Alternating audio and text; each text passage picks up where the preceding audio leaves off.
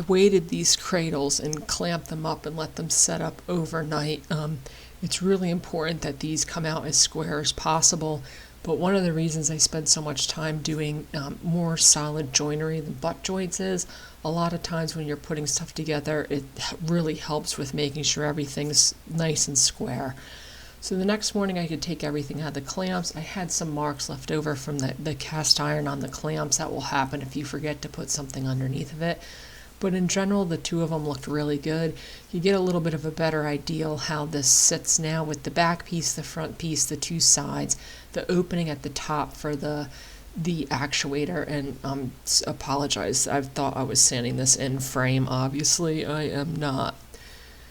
So then after that, I was going to just make sure they slide in their openings and they everything kind of fit this way I wanted it to before I glued them up, because sometimes the glue up can make things shift. I went to go put the actuators in and they wouldn't fit through by just a hair. If I twisted it, I could get them to go down, but then the gearbox of the actuator, I couldn't spin it back. It would hit the sides. So obviously I was trying to cram them in there so I wouldn't have to deal with it, but I knew I was going to have to take this table apart multiple times during this build. So I decided instead of just trying to shove them in there, I was going to have to just sand down a little bit of the inner workings of this. You can see with the second actuator it's just slightly off, and that is because of this rubber flange on the bottom. Once again, if you engineer as you go, I had this fit in there perfectly, but I hadn't taken it in and out through the top like I would once it was glued together. So it was a little bit of an oversight. All I did to fix it was I had a dowel and I had some rather rough sandpaper, and I just sanded the two inside corners. Luckily it was very close to fitting. I only had to take off maybe a 1/16 of an inch on both sides. And I have a drum sander that I don't really use a lot. I'm actually thinking of giving it to my brother-in-law, and this is what that sandpaper is for. So it's like 40 grit, so it took it down pretty quickly. That's basically all it is, just a little bit of material removed until I was able to slide those actuators in and out.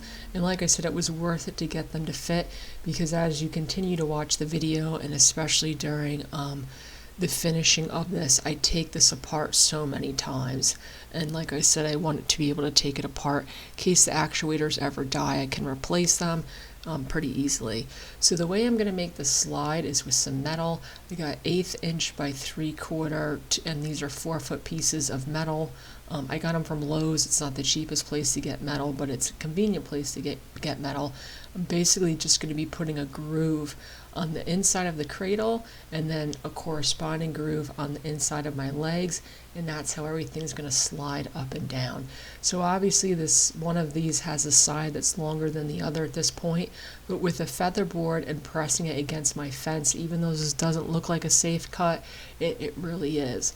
So pretty simple stuff. I raised the blade. It's 3/4 inch piece of metal, so I'm going about 3/8 of an inch into both materials.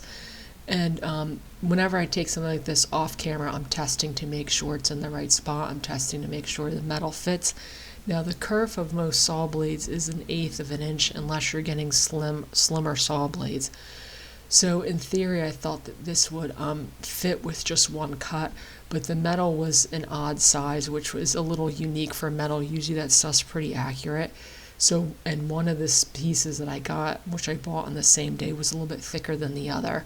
So you'll notice I keep lifting this up, making slight changes, making sure it's the same depth before completely sliding it through. But you can see I'm getting that kerf on both sides, and this is probably one of the most important parts of the build. If these cradles don't raise and lower properly, this won't work. If they bind, it won't work, and if they're too loose, it won't work. So I spent a lot of time making sure these were accurate, taking my time with setting everything up, and making sure that I'm holding this really tight to the fence, because like I said, if you tilt it, it's going to flop down on you because it's not a flat surface. But with the two contact points, the one on the table and the one on the fence, I was able to cut these and then I could flip it. I'm cutting all of these the exact same way, so this groove is going on all of these in the exact same spot. And then I could test to make sure that metal will fit. in that groove. And like I said, this is where I found out that one of the pieces of metal was a hair thinner than the other, so it was fitting in all the grooves, and one wasn't. So one of these table legs, everything's going to be slightly thicker because I wasn't going to buy more metal. So this is what this is. I moved over the blade ever so slightly.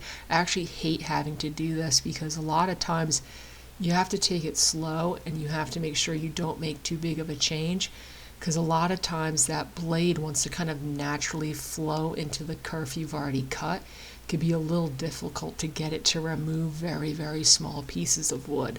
So like I said, I took it slow. This is the one that had to be widened ever so slightly in order to fit this metal. And once I took probably about a 30 seconds of an inch off more, it fit. It's a tight fit, but that's okay. I don't mind that. And I could kind of move on with the process once I had these kerfs and the metal in the right spot.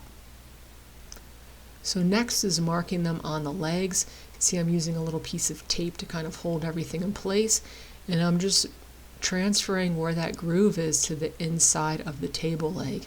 Now I'm going to have to cut this a couple different ways because obviously I can no longer slide these top parts of the trestles through the table saw, but all I'm going to do is transfer those marks down to the inside part of the legs. Those are going to be a little bit easier to cut. I'll do those a little bit later. I decided to kind of conquer the top part first, and the spot for the original Dado was, I kind of cheated it towards the front, but it worked out so that it was set from the back perfectly, the thickness of my square, and I had them all in the same spot. Now if I had a really thin rabbiting blade for my router, I probably could have made this groove cut, but I don't. And like I said, this is only about 1/8 of an inch. So with those two marks, what I did was very carefully I took a pull saw and I just cut 2 kerfs right on top of those lines. I cut right through them. Now these ended up being pretty perfect, but some spots were a little bit wider than others because I was cutting them by hand. That ended up being fine, so if you have that problem with yours, within reason, it worked out. The kerfs that I'm putting in the legs are really important that they're perfect, because you don't want any forward and back play with that cradle as it's rising and lowering, especially when it's in the full top position. You don't want that table rocking, and this one doesn't. It's extremely solid. So like I said, I'm just using that saw to cut through those 2 kerfs. Once I have the kerf, I'm going to tilt the saw at a little bit of an angle, and that will allow me to remove the material in between those 2 kerf cuts. I show a close-up of this a little bit later, so it makes a little bit more sense.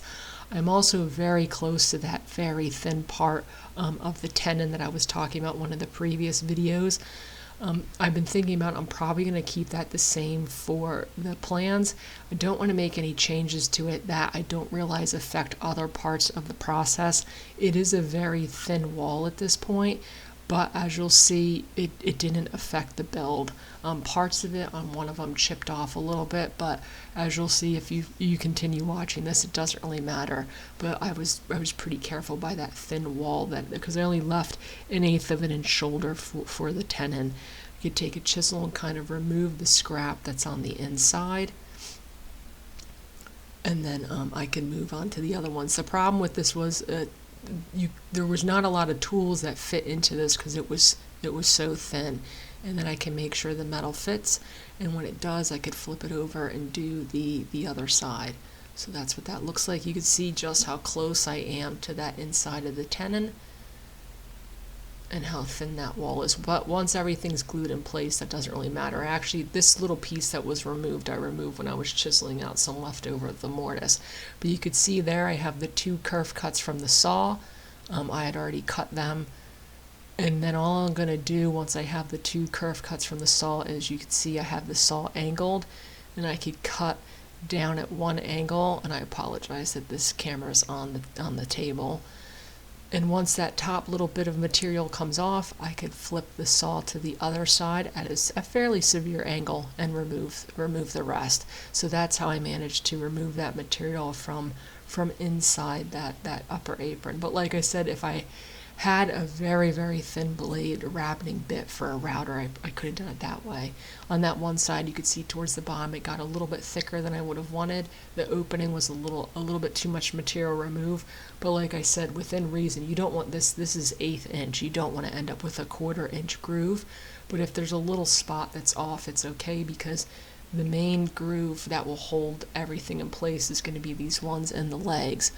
So once I had those top grooves cut, I put these back together, made sure the marks I had made originally lined up, and then I could take this to the table saw. Now I'm going to have the same problem where the metal is a little bit too thick for 2 of the legs. So you can see on this one it fits in there nicely. So I want it to be a nice snug fit, but this one you want it to not, you don't want to have to hammer it in the legs, because that's what's going to raise and lower. I'm gluing the metal into the cradle, so it cannot bind in these legs. And then with the legs, you can see I'm just going to slide that through. Like I said, I'm making a little bit over a 3/8 inch cut. And I lined up the blade with my pencil mark. You can see this one's a little too tight. So like I said, I'm going to take it over there to the table saw. I made the groove a little bit thicker at that point, and then I could test these out. So I'm going to put them in there, and like I said, I want these to be snug. I don't want them moving back and forth. They can't really move side to side because the cradle is like the perfect size, but I don't want any binding, raising and lowering them. The linear actuators are only going to have enough strength to push them up, and you don't want to wear out the gears over time. So this is the part where I spent a lot of time. It was probably a couple hours testing everything out, and the spots where it would bind, I would go and sand some of the material off. At some spots I would take it back to the table saw and make the groove a little bit bigger. With this one, you could see I have to really force it into those grooves. This is a little bit of a pain at this point because I didn't want to commit to gluing the metal into any of the grooves in case I had to take things apart. But like I said, it was just a matter of everything's not glued now, so I could take the tops off the trestles, the legs apart, and then get it basically to this point where everything slides in there nicely, but it's not too loose. And the problem with getting it too loose is there's really no going back. You could probably add some glue in there and then recut your joints. Worst comes to worst, I would have taken an 1/8 inch shim, re-glued it back into the joint, and then started over. But I really tried to sneak up on things so I didn't have to do that. Once I had them to the point where I thought they were going to work pretty nicely, I'm gluing the metal strip into the cradle. I decided that's where I wanted it glued instead of into the legs. So I cleaned off the metal because it's going to have some gunk and stuff on it from the store with some paint thinner. And then I'm just using super glue. I didn't know how well the super glue was going to hold this metal in place, but I figured if it came apart I would use something hardier, and the super glue's been working fine. So I just have that in the groove, and then at this point I'm checking to make sure everything is still working. Like I said, this is the most important part of the build. If these cradles aren't gonna be able to nestle in these legs properly, and they're going to bind, or they're going to be too loose and flop around, it's never going to work from this point. So you can see by the time I had these glued together, now it's easier to get them perfect because the metal's not moving on me. They went in and out pretty easily. I was happy with the process at this point, and I hope it was a little bit easier to see how I wanted 2 contact points. It's kind of similar to if you put one screw in something, it could still spin around. But with the grooves on both sides and then that flange in the front of this cradle, it holds everything in place. It can't really rock side to side, and now it can't really rock front to back. So that was kind of the goal. I knew for a large portion of the day this would be risen at least 16 inches, and if this rocked back and forth, the top's going to be almost unusable because typing on it will just get really annoying. So you can see even during this I had the chisel out. I was taking down on some spots. You'll be able to tell pretty much where it's binding.